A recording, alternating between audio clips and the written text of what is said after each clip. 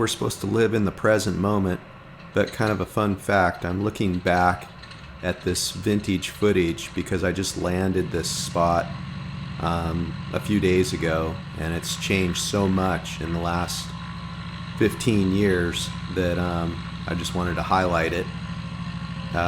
This video that you're watching here was posted 15 years ago on my YouTube channel.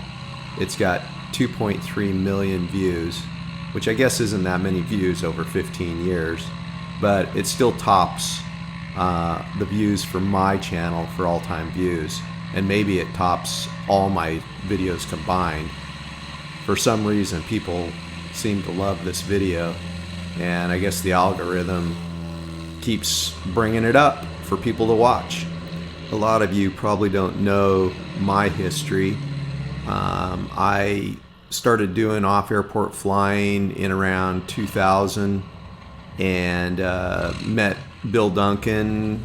I don't know what year it was, probably around that same time period.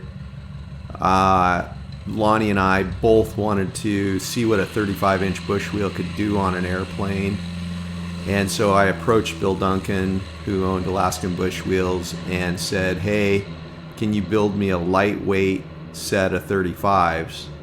And he kind of hem-hawed and said he'd think about it. And not more than probably 2 weeks later, I had a set of 35s sitting on my back porch.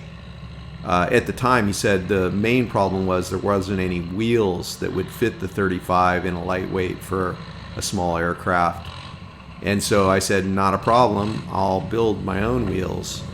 And over the next, few years, I built quite a few sets of wheels for experimental guys that wanted to run the 35-inch tire. This is a little strip that I kind of made up right before hunting season for elk season. It was covered with big logs and a bunch of big rocks, and I came in here with bushwhacker and got my chainsaw out and cleaned it up. In the end, Bill decided to have it cast, and instead of making it out of billet, it's now a cast wheel. And I still do the machine work on the castings even today. I sure wished I had gotten some kind of agreement in writing for a royalty on every set of 35-inch bush wheels sold, but I wasn't thinking. Anyway, they've been good to me, and I've enjoyed the heck out of being able to use this 35-inch tire. And even today, it's probably still the gold standard if you want to land anywhere off airport that requires, some big gonads.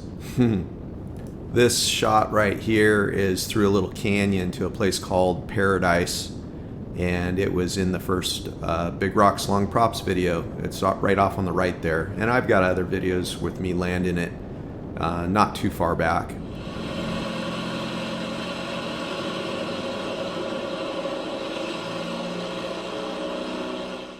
So Greg and I were just about ready to take off and go find some new places to land. We've let most of the air out of our bush wheels so they're nice and soft and ready for some big rocks. If you'd like to hop in the back seat and come along, I hope you enjoy Big Rocks and Long Props Volume 1.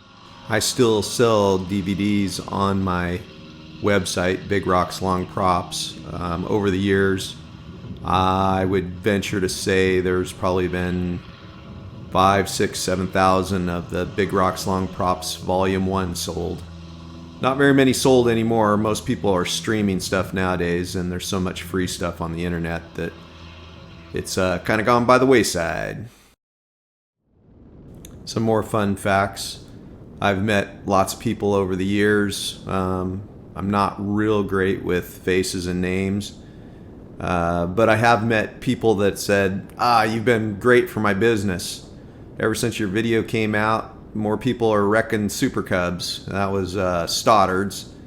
I'm trying to remember all the different people that have said that I've been good for their business, but I've probably sold a few Super Cub parts too. That too bad I didn't get a royalty on that.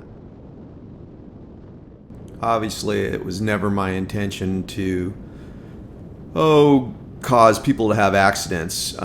People obviously will do what they're gonna do, and you see somebody landing an airplane in a really cool short little spot using water, and you're not familiar with how to use the technique, it can go bad really quick. So, as my friend Lonnie used to say, the quickest way to wreck a good airplane is to hydroplane onto a gravel bar.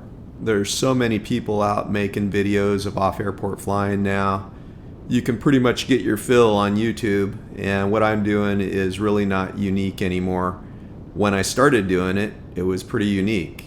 In fact, I made a little, I think it was 5 or 6 minute video to show off what a 35-inch bush wheel and extended maul gear could do, and took it to the Airman Show around 2000, I want to say 2005. And I had people stacked up in my booth like cordwood. And I got the idea from one of the pilots that flew for, I think it was K2 Aviation, that I should make a video, a full-length video. And I called up Lonnie and I said, hey man, we need to make a full-length video. And that is how Big Rocks Long Props Volume 1 was born. And I guess, as they say, the rest is history. I think the main comment I've heard in the last video is, how close are you getting to the trees? Well, I get pretty close. I would say probably sometimes 3 or 4 feet. In fact, going into this place, I heard the treetops tickle my wing out on the wingtip. And you got to be really careful with these wings because they're a soft leading edge, and if you do hit branches, it'll dent them. Fortunately, I didn't get any dents in my leading edge that day, or this day, and I really don't want dents, so I try not to hit trees. It's kind of like parking a car along a curb. You know, you want to get close enough that you're not too far away from the curb, but you don't want to rub your sidewalls. And I kind of think the same way with wings. You want to get close to the trees, but you really don't want to touch the trees. Need little whiskers out there telling you when you're getting too close. Anyway, thanks for riding along. If you enjoyed the video, really the only way I make any money is if you go to my website, maybe buy a hat, t-shirt, or now I have some aviation parts. I got an oil filter adapter, got a gascolator, got firewall penetration kit, I have nut plate tabs. I don't know, there's other things. So, flap hangers for pistol flaps.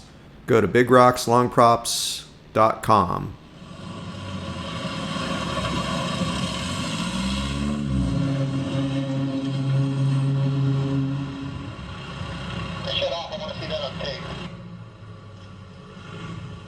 Very rarely did Lonnie screw up, but he always had it under control. If I was going to ride with anybody in a Cub, it would be with Lonnie. Right there, I said, not what I had planned.